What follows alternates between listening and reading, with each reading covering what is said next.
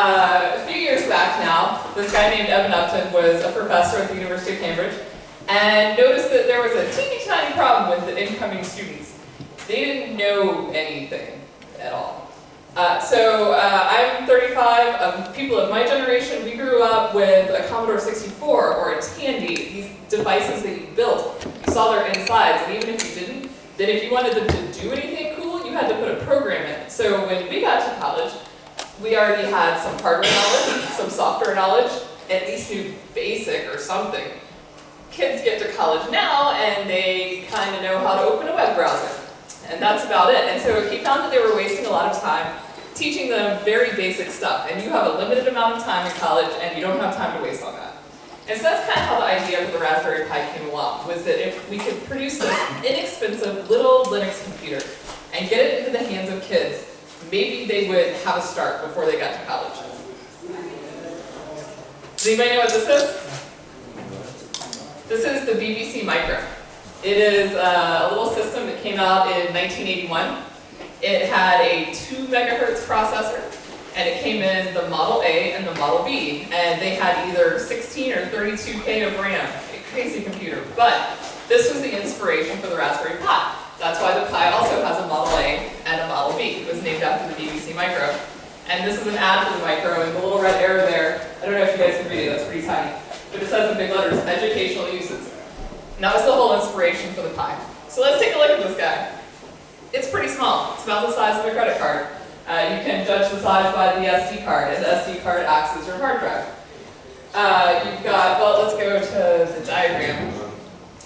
You've got, like I said, your SD card that acts as your hard drive, micro USB power, and we'll talk about that some more. You've got either HDMI or RCA for video, no VGA. You've got an audio jack and a nearly useless DSI connector. Ethernet to USB. This is slightly out of date because the Model B now comes with 512 megs of RAM. And then what makes this really interesting is your GPIO, your general purpose in out pins. And so we'll talk about all of those things as we go. Now, one thing I'd like to note is that the Pi was designed to be as inexpensive as possible in order to get into the hands of as many kids as possible. And so they worked really hard initially to keep it to a $25 price point, and it went to $35, but that was the hard line. And so if you ever wonder, why doesn't the Pi do this? Why isn't this part better? The answer is almost always because they were trying to keep it below $35. Now that said, you need some other stuff. So even to use the Pi simply as a computer, you need a monitor and a keyboard and a mouse, and probably most of you in this room and most of the people I give this talk to have 47 of those things in their houses because they're developers or they're geeks in some fashion. You got plenty of keyboards lying around. But for those for whom this is really intended to get it into the hands of people who can't afford all that, it's actually a bit of a hurdle. But the rest of us, we get to go shopping for other things. And so some of these suppliers are more useful or less useful being on the side of the ocean. And I should have edited this. There are actually some great UK suppliers, which I suspect are easier to get to ship here. But so I'll just quickly run through these. Adafruit has the parts for just about everything that I'm going to describe. Adafruit is a magical place with all sorts of hardware toys. SparkFun is mostly useful for little electronics parts, little LEDs and sensors and things. But Element 14 is sort of the top of the charts, and Element 14 I'm pretty sure ships out of the UK, so that may be a good bet for you guys. So let's get started. The first step is you need to get the right SD card, and this isn't as big of a problem as it used to be. I'll show you a link on the next slide to elinux.org, which is a massive wiki of everything you could possibly want to know about the Raspberry Pi. And just about anything you Google Raspberry Pi something, eLinux is going to come up. But they have a table where people have reported the cards that they've tested. The most significant thing to note about them is there used to be a bug with class 10 SD cards. Theoretically, that bug is fixed, but my co-author Tom and I ran into it again like 2 weeks ago, so I'm not convinced it's actually fixed. So you may just want to avoid class 10 cards if you're buying an SD card to begin with. We'll talk about distros and C6 in a little bit, and the rest of that is only funny if you watch South Park.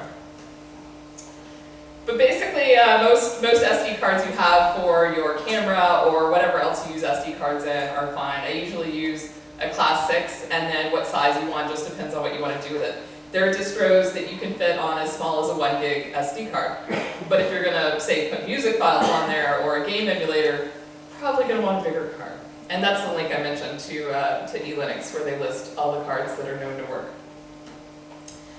For the display, you have a few options. Like I said, there's no VGA. Usually you're going to use the HDMI port, and they pretty much assumed that nobody was using VGA anymore. But there is RCA out, so even if all you have is an old television, you can connect it to the RCA port. My kids have done that. There is a DSI connector, display serial interface. Unfortunately, it doesn't actually do anything because the firmware has to explicitly support it, and it doesn't. Theoretically, at some point in the future, that's going to happen, and the Raspberry Pi Foundation is going to have peripherals that use the DSI connector, just like they created the camera. That's not true right now. But you can still get a touch screen. There's this cool, because that's what one would normally want to use the DSI connector for. But we found this cool little device called a Mimo. It's reasonably cheap. It cost us about $129, and I think it's come down. That was even like a year ago. And it's a USB-powered touchscreen. Super cool. The only weird thing, if you happen to want to use OpenELEC with it, it doesn't work unless you build your own kernel. But that's not a big deal, because we'll talk to you about that too. Like say on the next slide. These are the Raspberry Pi kernels. The things that are needed for the Raspberry Pi kernel aren't yet merged into the official Linux kernel tree, so that's why you need the Pi ones. 3.2 is the older one. That was the original initial one, or original official one when the Pi came out. Now it's on the 3.6 branch, which as of right now is 3.6.11. And then there are some experimental futuristic kernels if you want to go trying new and exciting things. So now, normally, when I give this talk in the US, I get to make a joke about the Make Mr. Proper target. Here, it makes less sense. Who is this? It's Mr. Right. So in the US, he's called Mr. Clean. And so there is, you can see back here, there's a Make Clean target in addition to Make Mr. Proper. In the US, nobody knows why it's called Make Mr. Proper. It makes no sense at all. And so then I get to tell them that's who Mr. Clean is. That makes a lot less sense here. Next, you're going to need a distro to put on your SD card. There are so many to choose from, more than I have even begun to try. These are some of the main ones. I mentioned Pydora, of course, because I largely work on Fedora, and so obviously that would be my preferred distro of choice. Raspbian is the hard float port of Debian. RasBMC is one of those specialized distros. It is Raspbian with XBMC, which is, it originally stood for Xbox Media Center. It's a little media center program. And the reason I mention that is because even though I love Fedora, and thus I love Pydora, you should choose the distro that is most well suited to your project. So if you want to build an XBMC machine with your Raspberry Pi, you should use RasBMC, because that's what it's meant for.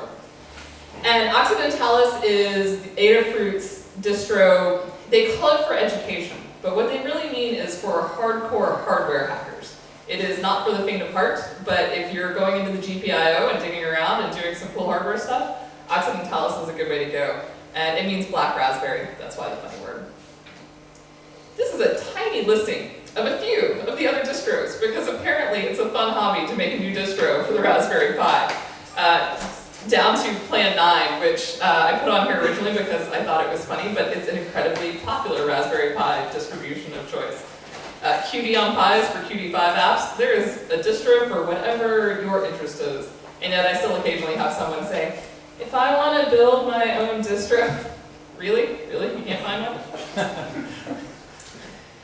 This is just a few things that I think make Pydora a little cooler, make it a little bit different from the other distros. My favorite Pydora feature, though, is if you're going completely headless. And a lot of cool Raspberry Pi projects are going to be headless. You're not going to have a monitor attached to them all the time.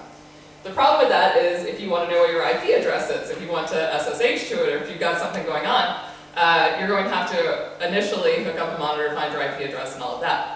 Unless you have Pydora, which comes with these two little bits called IP flash and IP read.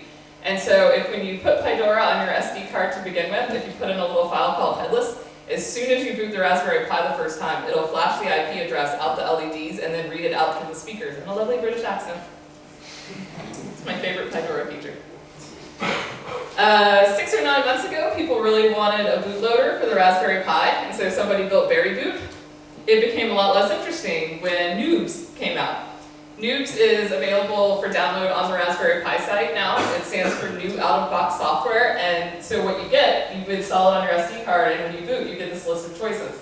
And you pick the distro that you want to boot into, and you go through the setup and all of that. And then if at some point in the future you think, I've been using Fedora for a while, I'd like to check out Raspbian. Or, oops, I completely destroyed my distro because I did something stupid, and you need to start over. You hold down Shift at boot, you get this screen again, and you get to start fresh. When it comes time to install a distro on your SD card, of course you can use DD from the command line, works just fine. But I usually use the Fedora ARM installer, which you don't have to use to install Fedora. It will flash any image to your SD card, and it is so ridiculously easy. I love it. I just open it all the time and go, flash my SD card. Which it turns out, when you write a book about Raspberry Pi, you flash a lot of SD cards. If you're on a Mac, you can use the RPI SD card builder. If you're on Windows, you should use Linux instead. Or you can use Berry Boot, which I showed you before. Or the simplest way is to buy a preloaded card. And most of the places where you can buy a Raspberry Pi, you can also buy a card preloaded with usually either Raspbian or now with Noobs. So let's talk about power. A lot of people who come to Raspberry Pi were familiar with Arduino. And Arduino is 5 volt. And the GPIO on the Pi is 3 volt. And you should remember that.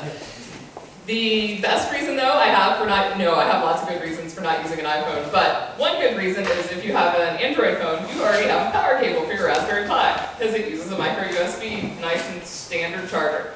And for the most part, all of those will work just fine to power a Raspberry Pi. If they were super cheap, or like you got them free at a conference as somebody's swag, they might not. There's a lot of drop, and the Pi is a little bit sensitive about that. We used to tell people never to use your laptop's USB port as power because theoretically it shouldn't work. And then one of my favorite Raspberry Pi hackers only powers his through the USB port, so apparently that is a perfectly valid option. I'm not sure I would do it all the time, but he seems to have success with it. You can also, I didn't even bring it across the ocean because it weighs a ton, but little power bricks about this big that you can carry around for recharging your cell phone on the go. Those will power a Raspberry Pi perfectly fine. I have one that's 12,000 milliamp hours, and it powered my Pi for 16 hours when I forgot that it was on. I don't know, I should have left it to see how much longer it would go. And I'll show you a project that takes advantage of that. And I did not mention C6, but now I will. Right by the power socket on your Raspberry Pi, since so many of you said you don't have them, you haven't seen this yet, but this is where your power goes in, and right by it is this little cylinder, about that big. It looks like a really good place to put your thumb to hold onto the Pi when you plug in your power. And then you break your Pi, because everybody does this, and it breaks it off. You can solder a new one on. But now that you know, you won't do that. The Pi comes with a series of LEDs, which are super helpful. You don't have to read all of that, but they're yellow, green, and red. And they tell you very important things, especially, again, if you're going headless and you're sitting there looking at your Pi going, I swear I turned you on, why is nothing happening? That will tell you exactly why nothing's happening. All right, the GPIO. This is to me one of the coolest features of the Raspberry Pi. It's what gives it that extra thing. It makes it not just a little Linux computer. For those of you who have never done a lot of hardware hacking, GPIO stands for General Purpose In-Out, because that's exactly what it is. You can make those pins do just about whatever you want. And this is where you get to start attaching super cool stuff to the Raspberry Pi, and you'll see that in all the projects that I show you. Again, it's 3 volt on the pins, not 5 volt like Arduino, and there's no overvoltage protection, so try not to short out your Pi, or make smoke, or all the other sort of things that can result. But they do make little cobbler boards, and that's what they're there for. This is another one of my favorite little super simple projects. You can't, so you can't see those labels very well on the Pi. So this guy made a little piece of paper, and you print it out, and you smash it on the pins, and then you know what pin numbers you have. So simple, and yet so incredibly useful if you're hacking on the GPIO. So if you're going to compile anything for the Pi, you're going to need a cross compiler. You're going to want to build from source, optimize the binaries for the Pi. Compiling on the Pi itself takes hours. You should not do that. You should compile on your laptop. But if that means nothing to you, it's surprisingly easy, and this is a good learning opportunity for people who have never ventured into the Linux world that deeply. This is what the Pi was designed for. So, that was a lot of words, now let's look at cool stuff.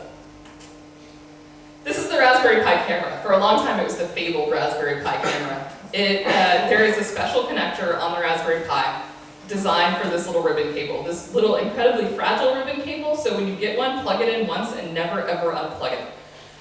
But for its size, it's amazing. It's 20 millimeters by 25 millimeters for a full camera. It's that big. It does 1080p video at 30 frames per second, or 720 at 60 frames per second, or a little bit smaller at up to 90 frames per second. And of course it does still video too, or not still video, still pictures as well.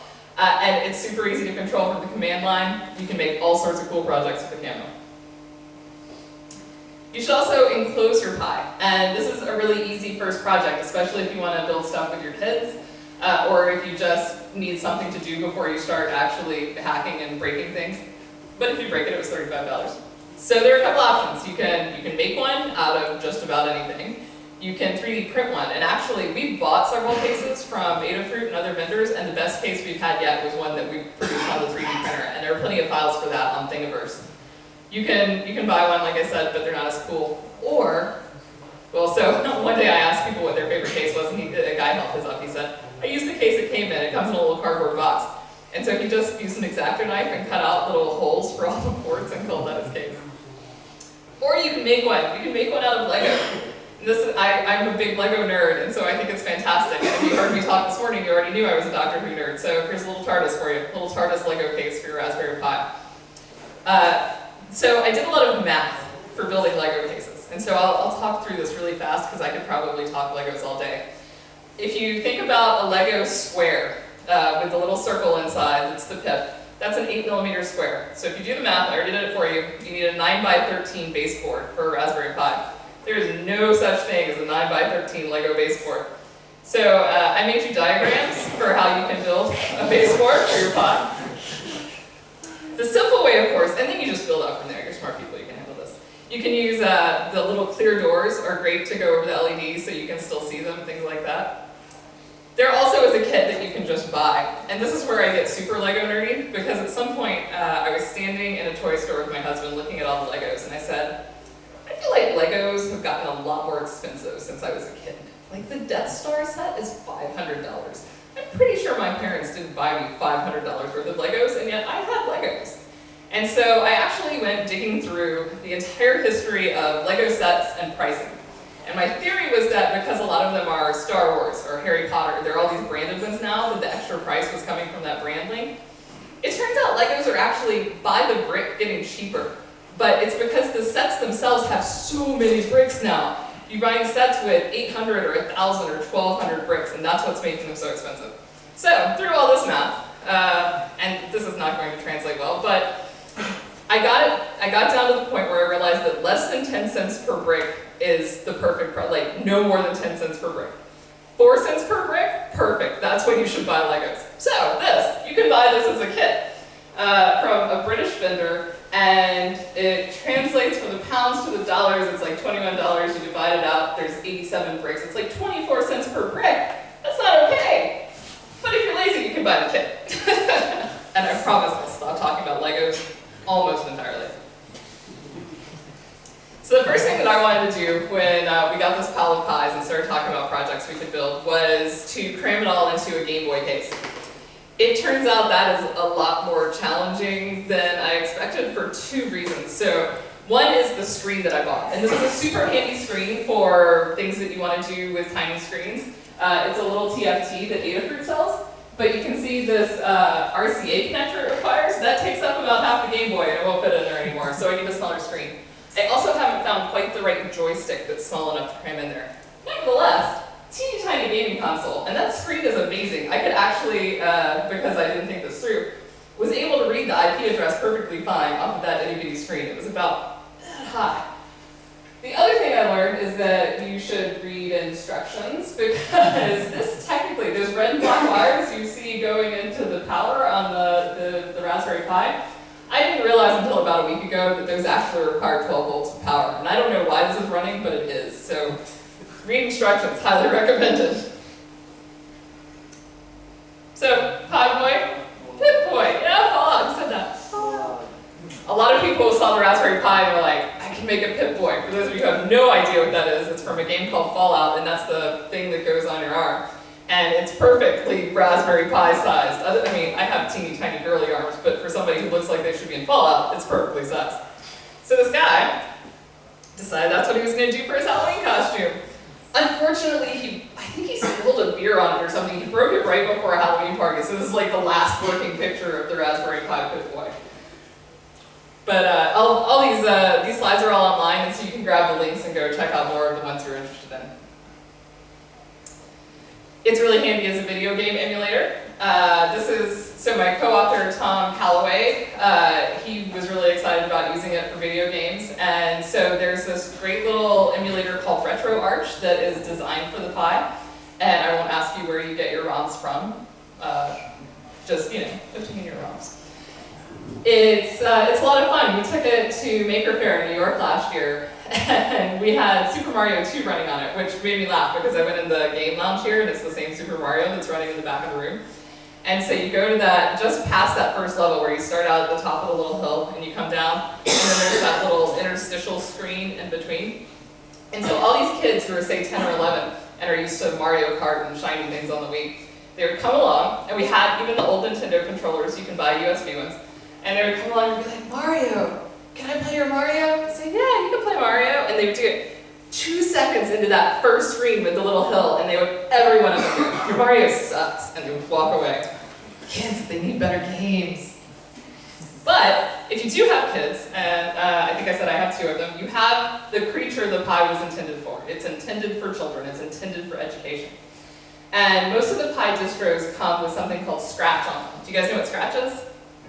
No? Okay. Scratch is this fantastic little program meant for kids, and it teaches them programming, and I usually demonstrate this with my hands. So, Scratch comes with a little cat, and you make the cat do things. And the way Scratch works is it gives you programming bits in puzzle pieces. And so they look like this and like this. So you put them together, you fit the puzzle pieces together, and it has the lines of code in them, and then the kids see, by fitting the puzzle pieces together, how the code fits together, and it teaches the programming. This is a book by No Starch called Super Scratch Programming Adventure. And what I love about this book is because my older child is a big comic book nerd, and so this is perfect for her. The left side of the page gives you this comic book scenario, and somebody ends up in peril at the end of the page. And then on the right side, you use Scratch. Oh, I could have just pointed. There's the little puzzle bricks that fit the code together. Then on the right side, you use Scratch to solve the problem in the comic book. And so you go through a few chapters of this, solving problems, and at the end, you have a video game you can play. So my little comic book video game nerd, this book is perfect. And they're coming out with a new edition, I think, by the end of the year. This is something else that's great, either for kids or your friends who kept saying they should learn some HTML and never got around to it. It just came out, I think within the last month. And it was something that came out of the Google Labs. It's called Coder, and it's made for the Raspberry Pi. And when you load this up in Chrome, you get these 4 little bricks. And so the plus sign is where you create your own apps.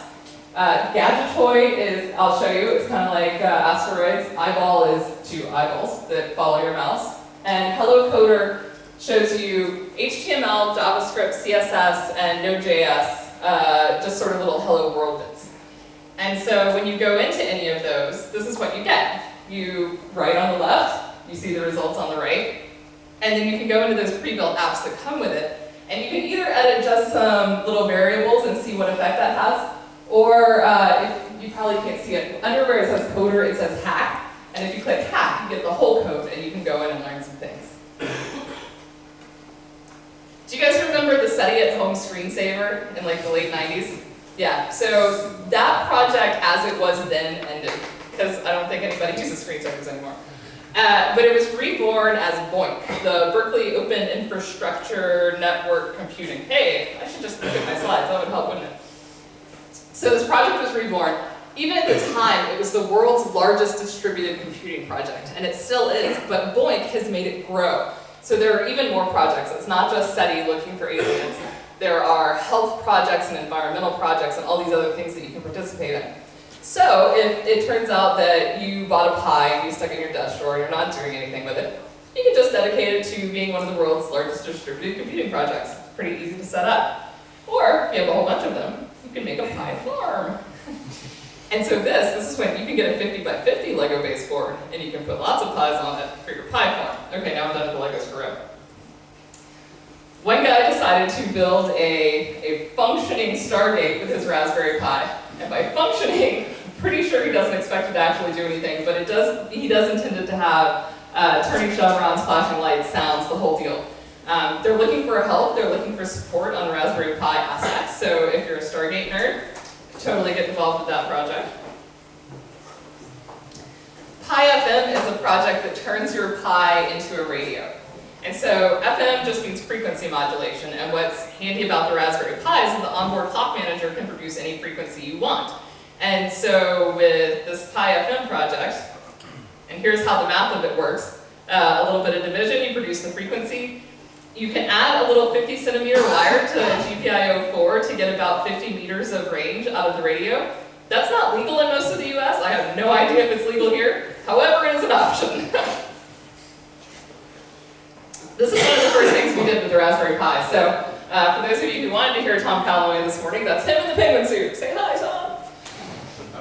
The way this works is, that's me. The cord coming out here is connected to the Raspberry Pi up to my DSLR. And so when somebody comes in and they want a picture with Tux the Penguin there, they just hit enter on the keyboard. And there's a little delay, and then it takes the picture, and it generates a QR code and puts it on the screen. And so when they scan their QR code, they get sent to a web page where they learn about Fedora because of the Fedora booth, and they get to download their picture. It's kind of fun. It looks like that. That's what you see after you take your picture. Hopefully you all stood in one place instead of staring off like those people did. I mentioned XBMC earlier. I have repeatedly joked that there are now, so I didn't mention in the beginning when I was talking about the origins of the Pi. They first thought that about 10,000 people would want a Raspberry Pi. And so that's how many they had made. And the first day they took over 100,000 orders and crashed the websites of both distributors. There are now nearly 2 million Pis out there, slightly more than 10,000. And so I've often joked that of those 2 million, about the first 1.5 million are sitting in somebody's desk drawer because they never figured out what they wanted to do with it, and the next 400,000 are XBMC machines. I heard Evan Upton, who created the Pi, give a keynote at LinuxCon a couple weeks ago, and he made the exact same joke, suggesting to me that indeed, everybody's turning them into little XBMC boxes. XBMC is really great as a media center. If you don't have a Roku or a PlayStation or something that you use for that purpose, XBMC is awesome. Not only that, it's incredibly easy. I grabbed this out of the comments thread on the XBMC site, and this guy just says, within 3 minutes, and I basically don't know what I'm doing. I opened my Raspberry Pi, I don't even know what this thing is, but I installed it, and now I have XBMC. This used to be my evidence. About a week ago, I had my 7-year-old set up XBMC on a Raspberry Pi. That's how easy it is.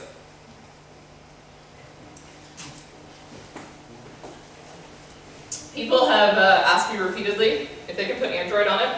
I don't know if this is just because they think that that sounds like a good idea, or if it's related to, there was a clone at one point called the Gooseberry Pi. The Gooseberry ran a Chinese version of Android, so it was super handy if you like very slow computers and speak Chinese. They only made like 200 of them, and we had 20, so it's highly unlikely that you'll get your hands on one.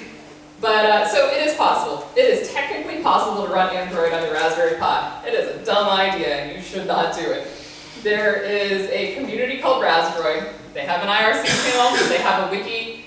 At one point, Evan posted on the Raspberry Pi site that there was going to be an official version of Android for the Pi. That was over a year ago, and he hasn't said anything else. Not crossing my fingers. So they have images on the wiki, and you can download one of those images, and you can try it, and you can see how slow it is, and then you can move on with your life. That's exactly what I did. There are also instructions on there for compiling it yourself. They were pretty clearly written for an older version of Linux, and Tom and I have both tried to use it multiple times with moderate success one time. So allow me to save you much time. Just download and load one of their images, go, this is terrible, and never ever do it again. Arduino, on the other hand, if you're an Arduino hacker, it can fit rather nicely with the Pi. So one of the benefits of Arduino is that it has a pretty significant community. There are a lot of shields, which are the little connector pieces that you run with an Arduino to do various things, like say you have an Ethernet shield or something. The downside of Arduino, as compared to Raspberry Pi, is the Arduino is simply a microcontroller, whereas the Raspberry Pi is a full computer. The Raspberry Pi, however, does not have that community with all the shields and all the connections. Enter this thing. This is called a la mode, and you can kind of see how it just sits on top of the GPIO and lets you connect your Arduino shields to it. It may be easier here to get one from a site called Cooking Hacks. It's not called the a la mode, it's called something like Raspberry Pi Arduino Shield Connector, something like literally what it is.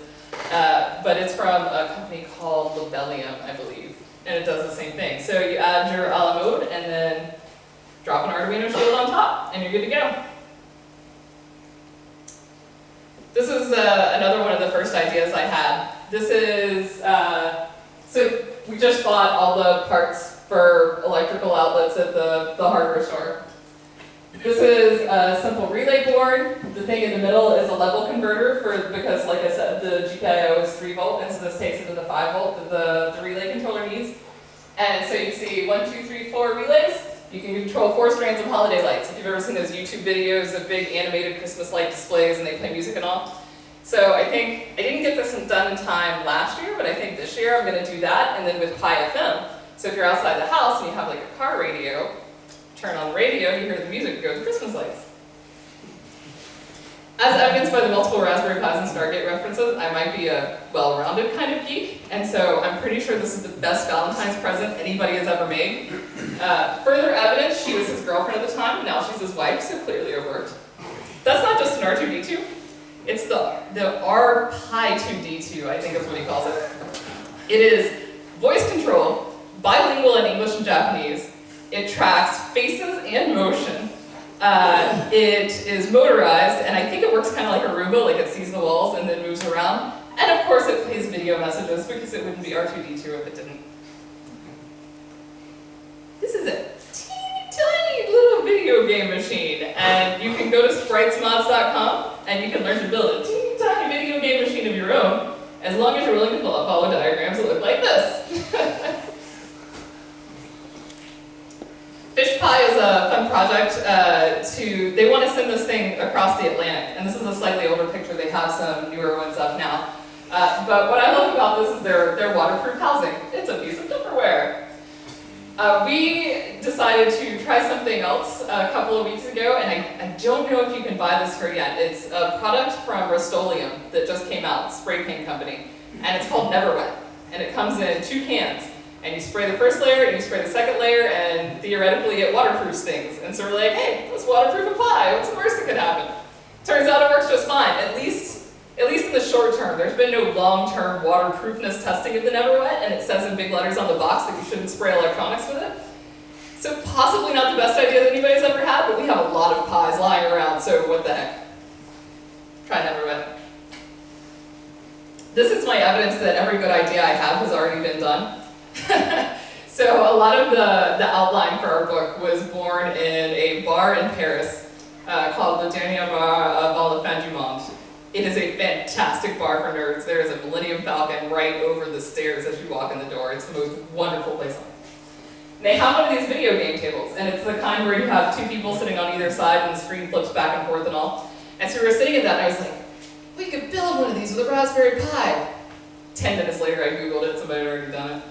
All the best ideas, somebody's already done it. So yeah, this is not the only one. You Google, I call it the Pizza Hut table, because in the US, these are always in Pizza Hut. So if you Google that, you get about 100 of them.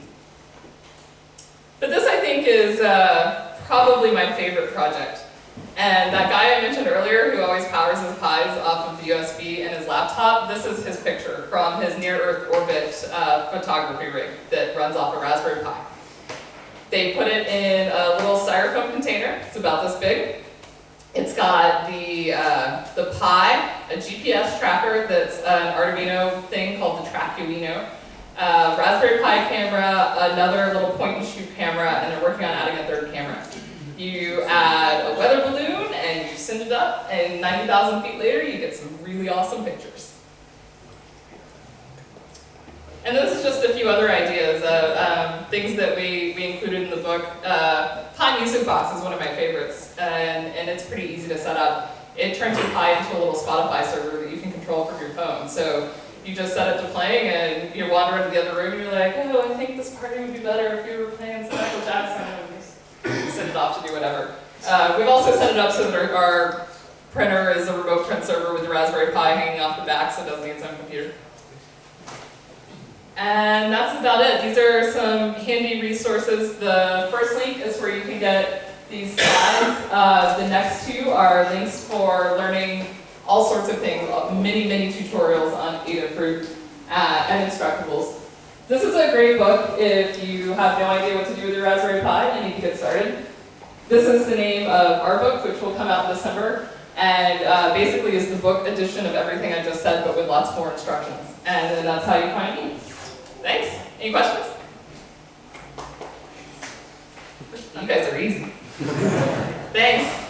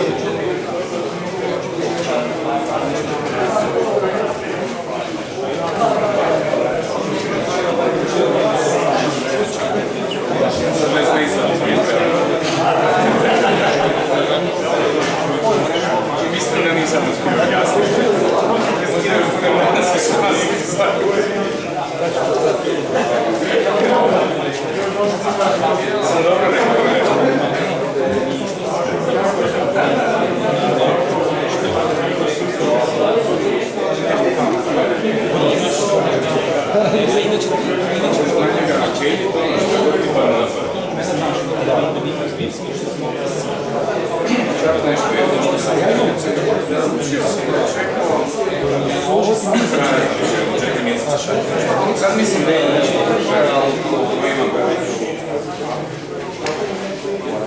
početkom godine